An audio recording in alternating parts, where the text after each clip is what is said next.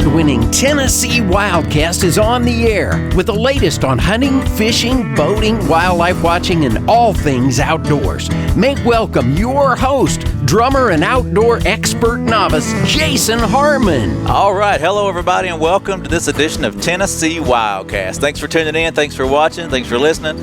I just want to throw a shout out to all our radio partners out there for putting us out there on the radio, and we appreciate everybody who's following us on social media. It's a great thing to be out there, and we appreciate everybody that likes us, that clicks the bell, that shares us, and it's just fun. We got a fun show for you today. We are at the CWD Lab in Jackson, Tennessee, and we'll have Miss Amy Spencer helping me co-host today.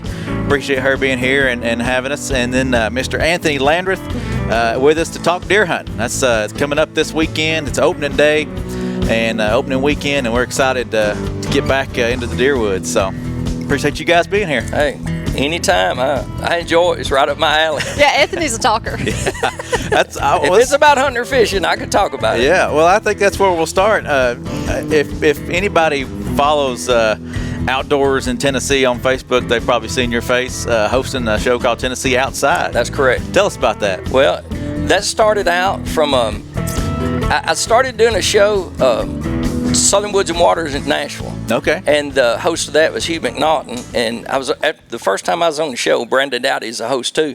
Hugh called me the next morning and he asked me about would I host a radio show with him on ESPN network called Southern Woods and Waters Radio. So I did.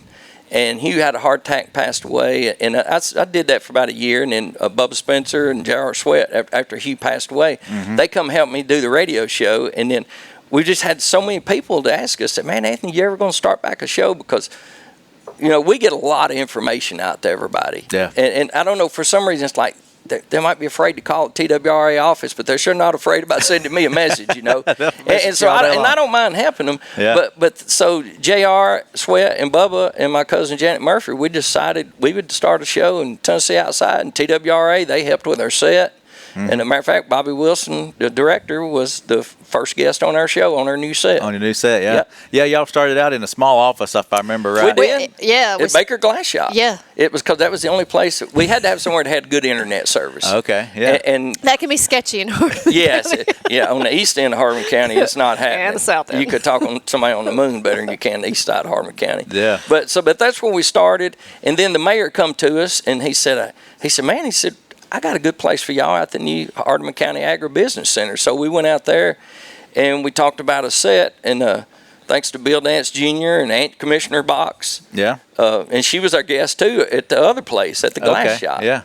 And so that's how all that came about. And we do our show every Tuesday night, 7 o'clock. And we have a potential audience of about 1.6 million people right now. Wow. And then you've also got a law enforcement officer on there, so a lot of the questions you're getting an answer. That's right. If you have that. And it's not just somebody making up a rule or regulation. You actually have someone that knows the law. That's right. Yeah. And even though, and what's kind of weird about that though, Amy, is I know Bubba's probably told you, we've had people that want to argue us, telling Yes. me and Bubba's both wrong. So then what we do is after, they won't say nothing at that time. They send it to us during the next week or that night, basically after the show. So what we do, we always have a hunting regulation or fishing regulation book with us. Yep. So we go to that page and we tell them exactly where it is on that page, what sentence I do that all the time on our social media pages. you On got the to. TWRA, I constantly say you can find that information on page 29 of the Hunting Guide or wherever. Yep. And then if you want, then we can talk about it after that. But please go read it. And that's then right. Then we can discuss it. And I mean, and I guess the two biggest things is the arguments that they want to have is that you got to have a plug shotgun to hunt crows. No, you don't. Even though it's a federal bird, you don't have to have your shotgun plug to hunt crows. And of course, we told them where it was. And then about that, people arguing saying you did not have to wear orange during the velvet hunting unit CWD. But you did, and now it's going the other way. Yes. People are saying, Do I have to wear orange during archery season? That opens up And then, Saturday the 25th. And then the other question that we've got in Unit CWD, can you use a gun during the archery season? No, you cannot. It is a archery only. Or a muzzleloader too. Yes. So and no. you cannot use it. And as I like to say, you can find that on page 27 of the hunting guide. Yeah, that was one of the things I wanted to make sure we hit on is like deer stuff in the guide starts on like page 24, I guess. Big game regulations in the tag before you drag, which is important. Yes. I'm glad I saw this on the page. I may not have mentioned it today, but tag before you drag. You got to check that deer in. You've got to tag that deer before you move it if you're going to move it out. But the quickest and the easiest thing to have it on your app. Last year, it was so easy just to walk over and just right there, standing over it, it's checked in and I'm done. Yeah. I mean, it was easy during deer season last year. This past turkey season, I checked one in. It's simple. I mean, there's a few questions, but just go through the questions. And even if you don't have phone service, it still checks it in. Exactly. So you're still covered. Right. Exactly. And like I have, my son's is on there, Bubba's is on mine's on. We're all right there together, so I can do all of us right there at one time. Yeah. You can store your family's licenses in the app. But yeah, it's real easy. But if you don't have the app or you still got the flip phone or whatever you may have out there, you can print this off at home and you carry the kill tag with you or the tag and mark it and tag your animal. Yep. So just make sure you And even if you're a landowner, you still have to check that deer in. That's one of those questions that we get. It still has to be checked in. Yep. So, yeah, deer season is this weekend. And like we said, you can find that in the hunting guide around page 25, 26. The seasons are there. Bag limits. So, archery season fires off September 25th, runs through October 29th. So, that's the first segment of it. First leg, yeah. And I'm just going to cover some of the antlerless bag limits and things here. If you're in Unit A, you get 2. Unit B, you get 2. Unit C, you get let's back up. Unit A, you get 4. I was a line down. Unit A, you get 4. Unit B, you get 4. Unit C, 4. Unit D, 4. That's all your antlerless. Antlerless, yes. And Unit L and Unit CWD, it's 3 a day. Yes, it is. So easy to fill the freezer, right. Especially in Middle Tennessee. In Unit L and Unit CWD. But now the antler bag limit for the whole year is 2. So you can get 1 per day. 1 per day, 2 for the season. Unless you're in CWD, there are some incentive. Yes, you can earn $1 in Unit CWD, and that only applies to Unit CWD. I know I've got that on our social media, the TWRA site. Yeah. People thinking in other units they can earn $1, but you can't earn $1 anywhere else except Unit CWD. Now, if you should kill a positive deer, that changes the thing, but earn $1 is CWD only. Right. And that's by killing 2 does. Yes. Yep. So and checking those in. Yeah. And submitting them for testing. For testing. And then it's unlimited. Every 2 you get a buck tag. Yep. Yeah. You got to go through the process. You got to go through the steps and wait. And it's wait work on those results. killing a bunch of does. It is. Because I know last year, because I earned my license, my sportsman's license last year, and yes, by the end of the season, I'm sorry, but I was like, whoa, this is like work. Yeah, that's awesome though that's out there and available for folks to acquire that and earn that. The one thing I think is pretty cool this year, Jason, is if you kill a positive buck, you get a replacement tag for it. But if you don't use it this year, you can carry that over to next year. Yeah, if it's a late season harvest. Yes. Yeah, like the last 2 or 3 days of the season. Yes, that's because we've had a lot of people the last couple of years kill one in those last couple of days, and then they couldn't use it the next year. So. Yeah, that's awesome. That's it's great to see. We're trying to help the sportsmen, and if they help us, we'll help them, kind of thing. It's kind of cool. Right. Let's see what else we got on the. We also have the incentive program this year that's different from last year. That's right. So this year, for hunters who harvest a positive deer, you get a voucher worth $75 that will go towards the processing of the next deer. Now you can't cash that in, but let's say you kill a CWD positive deer, you have $75 for the next processing. All right, this is a question, Amy, that some of us asked me. What if you kill a doe or a buck and it's positive, but say you just processed it yourself? You still get that $75, correct? You get that voucher, but it's only for participating processors. Right. Yeah. But so if you killed another one, then you can go use that. That's right. Yes. Then the residents who kill 2 or more CWD positive deer during the season will get an annual sportsman license for 2022. Now that's different from last year, so it's 2 positive deer that you got to kill, and that's antlered or antlerless. Yeah. So. And the good thing about that is if, like myself, I got a lifetime license, and I have killed positive deer, I can gift that to somebody. Yes, you could give it to whoever you want. Right. And that is pretty good. Yeah, that's cool. Yeah. Yeah, because last year we didn't have that, and we had a lot of people that had lifetime licenses that had earned that free license, Right. and we couldn't gift it. So Yep. that's something new for this year. Yeah, and I want to throw a shout out there to the foundation and the federation for the partnerships that they do Yes. on some of these incentive programs. It's very helpful, and they do a lot to help us out. So just a shout out to them. And remember our website. I'm gonna pull it up here for me, but Yeah, so many times we get a question that says, it's a general question. It could be a license question. It could be a bag limit question. That Yeah. is all online. That's one thing you can do is you can go to our webpage. You can get the hunting guide right there in a matter of clicks. And anything and everything you want to know about CWD is on our website. And Really our new webpage design? is, yeah, I was getting ready to go there, is newly designed. And it is, I got to say, it's really nice. Yeah. It's a lot easier to find the information that you were looking for and less clicks. yeah, the top things that you want to track down are at the top: testing results, carcass transportation, disposal, management, and incentive programs. All those things that people are asking, the things you ask yourself every day before you go in the woods, it's right there. So it's easy to find. CWDintennessee.com. It is.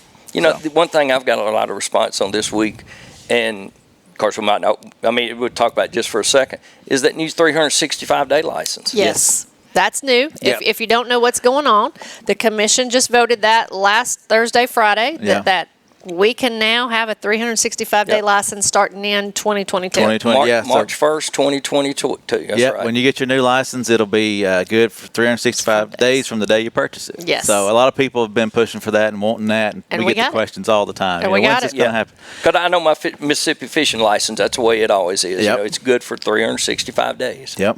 There So- was just a tradition in Tennessee that had stuck a long time, but now that's going to change, and I think a lot of people are going to be happy about that. I Yes. think so too. I have only had positive responses about it. Mm-hmm. I mean, when I shared that, I mean, I couldn't tell you how many comments, but none of them were negative. And I don't have to tell y'all to get all positives. It's pretty rare, Yeah. you know. When we're talking TWRA, I'm just going to tell you. I Yeah. mean, that's just the nature of the beast. Well, if somebody Yes. wants to explore deer hunting and it's late in the year, but they still want to try it out, then they're good through the next season. Yeah, that's right. So there's some. And we get a lot of Great those stuff that there. come in at Thanksgiving or Christmas, and, that would actually cover you through the, Right. yeah, Just almost to the next come in holiday. a little bit earlier next year, and you're covered Yeah. already. Yeah. A few days earlier. Yep, for sure. One thing I had a note here: weapons. Just what's allowed. It's archery season for the kickoff. Archery only for all units. So make sure you check your guide. Now, once the muzzleloader kicks in, some things change for CWD. So Yeah, but let's not confuse them if we start talking Right. about Yeah, I that. know. They'll get confused. We got a timeout. We got to wait till the Yeah. next season. yeah. So just know that through the 5th of November, right now, is archery only. Then the Except the 2-day juveniles. Yep. Yes, that's what I say. Except the youth hunt. October 30 and 31 are the dates for that. So Halloween hunt for the kids. Yep. So anyway, great. Speaking of that, our food plot is coming up for our son. It looks great. It's about that high, and I Yeah. was so excited. We hit it right before this rain. Mine's like 5 days old and same way. Awesome. So when do you start planting? I just planted mine Thursday. Okay. But Jason, I normally have all of mine in by the end of August. But the army worms Yeah, have been that's- so dang bad this year. I know Really? people that's had to spray as much as 4 times. We did. We sprayed 4 times on our farm, Yep. and we were holding off just because of the army worms. And when we were gone and got back, and it looked good, I said we got to get it in. So we. Yep. And yes, but we had a horrible round with army worms. I've this never year. seen them this bad as in West Tennessee this year. I mean, I've literally have had one of the best food plots I had about 8 years ago. It was up probably 8 or 9 inches, and from one day to the next, they ate 1.1 acres completely up. Wow. I pulled up there I knew I had to put some new batteries in a camera, and it was basically looked like the field had just been freshly plowed, and I had never sowed anything. Mm-hmm. It was not one blade of green grass, wheat, anything. Our Bermuda went from beautiful pasture to look at that brown spot, and then the next day it was gone. I mean, it was just like 3 days. And it's gone. like the prettier it is, the more that's what they The want. buffet is open. That's right. Yes. It sure is. Well, that's so you just got your plots in kind of late, I would think. Right now. But really, technically, you've got 2 to 3 more weeks to get them in. Okay. But I always like to get them in early. But, I mean, one year I planted mine like August 29th. We never got the first rain till like October the 2nd. This was like 3 years ago. And I was afraid the birds had done eat my seed up or it lost germination. But once we got that first rain, I had the prettiest plot I ever had. Okay. Yeah, we were actually out there hand seeding some clover. Yep. Why, it was just that little drizzling rain this weekend. I mean, we were out there, let's get it in because we've got the opportunity to get it in. Yeah, because I know Bubba and I both are trying some balanza clover. Yeah, because I did a series on food plots on our TWRA Facebook page last week, and I was like, "But we got to get that clover in." And after that germinated and looked good, I was like, "Let's put it in." So we were out there hand seeding it. Yeah. Well, let's talk about food plots a little bit. People are sometimes confused about hunting over them and what they can and can't do. Food plots are okay, right? For deer, yes. Yes. Or turkey.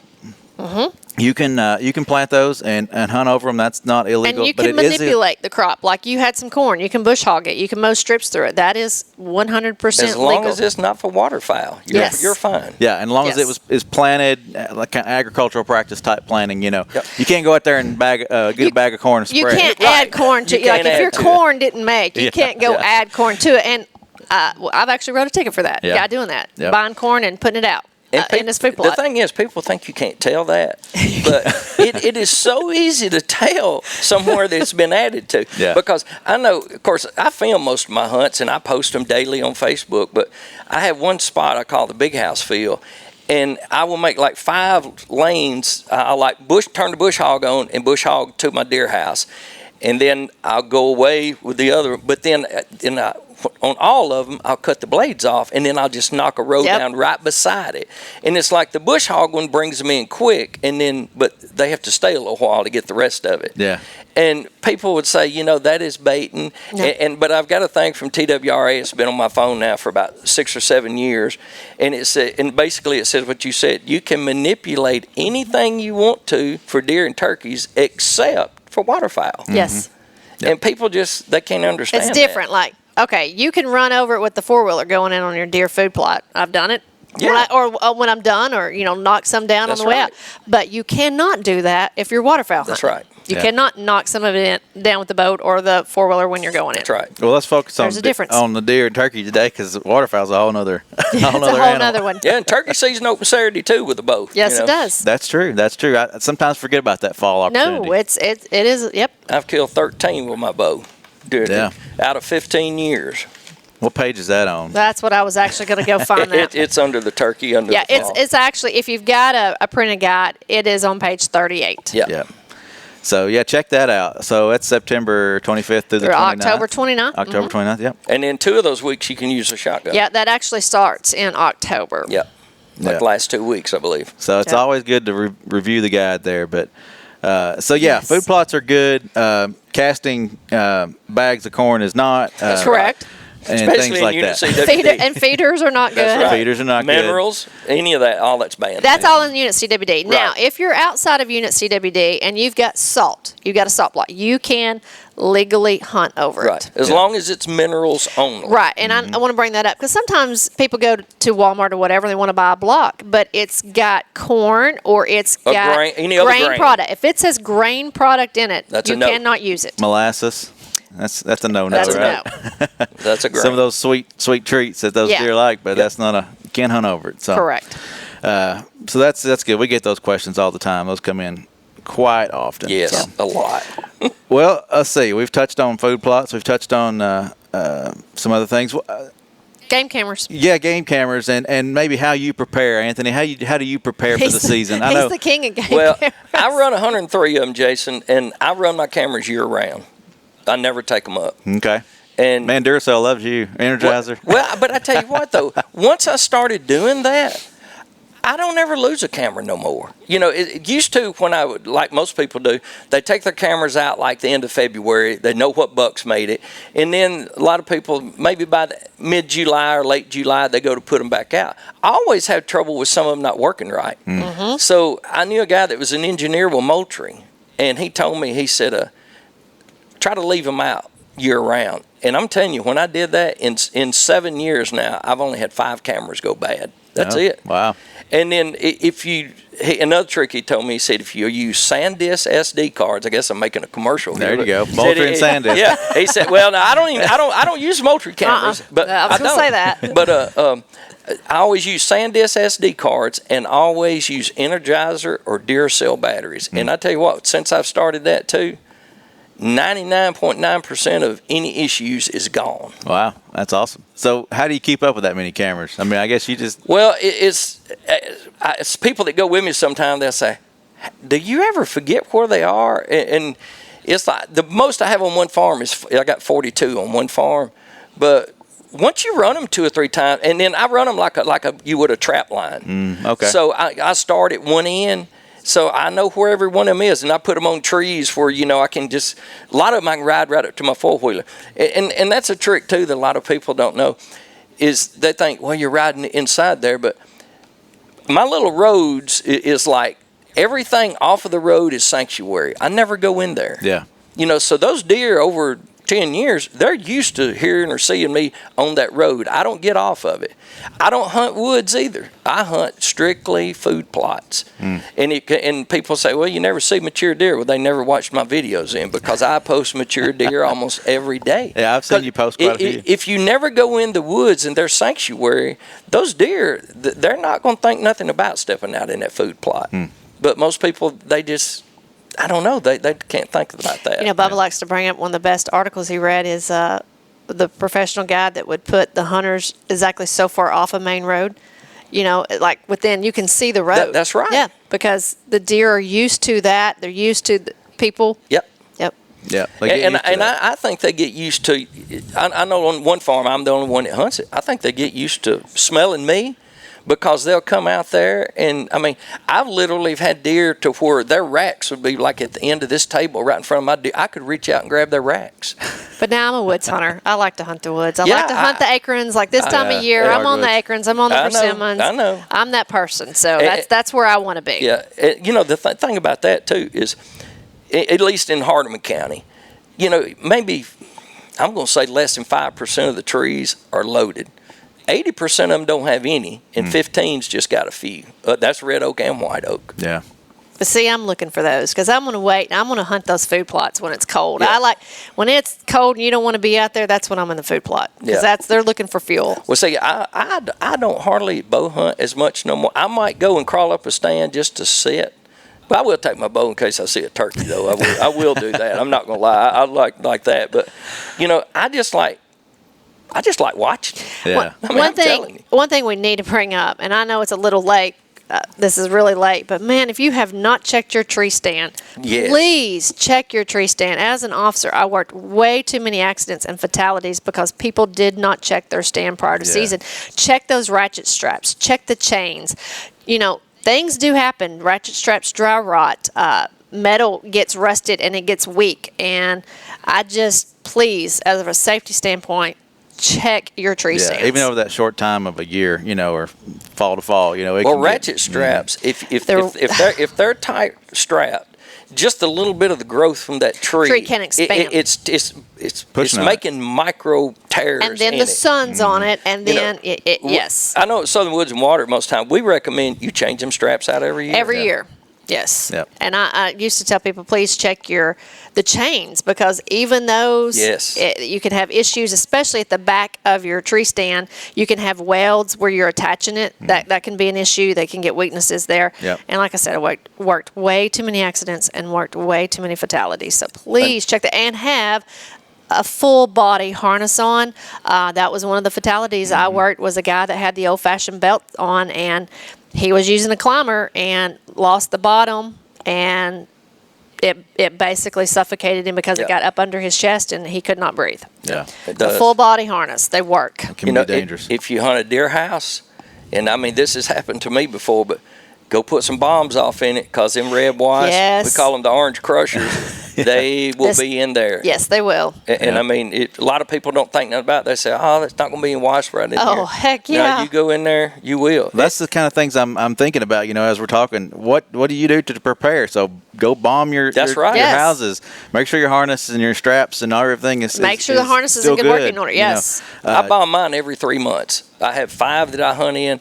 Every 3 months when I'm checking cameras, I will put one in it. And it's kind of like a maintenance of it. Then you don't have to worry about spiders, wasps, pretty much. Yeah. I've been sitting in there and it's really cold and there's a wasp in there. And it's like the last thing I want to do is get stung. Or if you turn a heater on and here you they hadn't come. already prepared, they're coming out of the little cracks in the wall. Yes. Because I got stung on the eyeball about 4 years ago from a red wasp. I went to pick my binoculars up. And it was sitting on it. It was sitting on the eyepiece of my binoculars. And I'm going to tell you, that was one of the worst pains I ever had in my life. That hunt was over. It was over.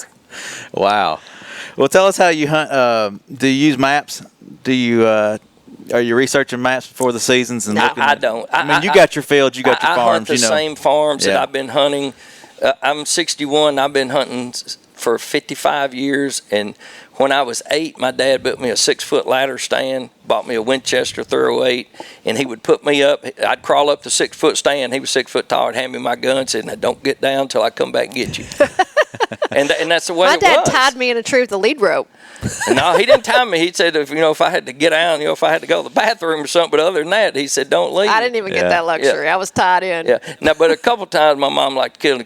My dad would drink, but it was a couple afternoons he went off in the bottom, and I guess he took him a bottle, and so it was 10 o'clock, and I'm still sitting in that tree. I wasn't getting out, and I wasn't about to walk because where he parked the truck was probably a half a mile, and I was 8, 9 years old. I thought, no, I'll just sit here in this tree. Just hang out. One thing I will say, when I was an officer and looking for bait on farms, I was always amazed at the amount of people that were missing the deer sign. I'm a sign hunter. I grew up in the mountains of East Tennessee, and we hunted sign because that's where you found the deer. You found them in the little dips, or you found them where they were eating muscadines, or you found them where they were eating persimmons. But here in West Tennessee, this is a typical hunt. We have a food plot, we have a stand over it, and that's what they're hunting. Yeah, that's right. Read the sign. I always wanted to put a note on them and say, read the sign, you're missing the deer. Yeah, and and the deer, they're going to leave that sign about in the same place every year. Yep. A lot of people just don't realize that. Yep. Well, I think we've covered a lot of good information, a lot of good stuff for the Spray hunters for your out wasp. there. Yep. That's right. Sounds like that's the most important today. Yeah, check your straps. I don't want one stinging me in the eye. No. Yeah. Yeah, good information. So it's September 25th through August 29th, and then a little break for October the 29th. Yeah, October 29th. October. September 25th, October 29th. So that's the first leg. And the juvenile is October 30th through the 31st, and then you'll get back out there November 1 through the 5th. And it's going to be cool this weekend. Yeah. So Yeah, it's supposed to be like 47 Thursday night. It's going to make you want to go hunt. Yeah. That the 4 or 5 day November hunt too. A lot of people get confused on that. They think we can use any weapon in Unit CWD, but we can't. Nope. Check your page 28. There's a good chart there that lays all that out with the calendar. So make sure you check your guide. Transport restrictions, we didn't touch on that, but make sure you check your guide. Yeah, you got to remember that. Yeah. The people from East Tennessee coming over to hunt the West Tennessee counties, remember to check your transportation before you leave. Yeah. One more thing before we go. Where to hunt. tnwildlife.org has got a great section on where to hunt. All the Got WMAs maps. are right there. You can find a WMA near you, get all the regulations, click to see the guide. It's all right there. Our ladies in GIS put together some good maps. So if you like to hunt with maps, go check them out. They do. Zoom in on those places and find you a spot. Anthony, thank you. Hey man, I enjoyed it. I always love talking about hunting the outdoors, He's a hunting talker. fishing. I am. I don't mind it. I don't mind helping people out. And try to. Anthony, I will tell you this. A lot of times we have to prep. I didn't have to prep for you today. Well, no, I didn't figure you did. All right. Well, thanks for tuning in. We'll see you next time.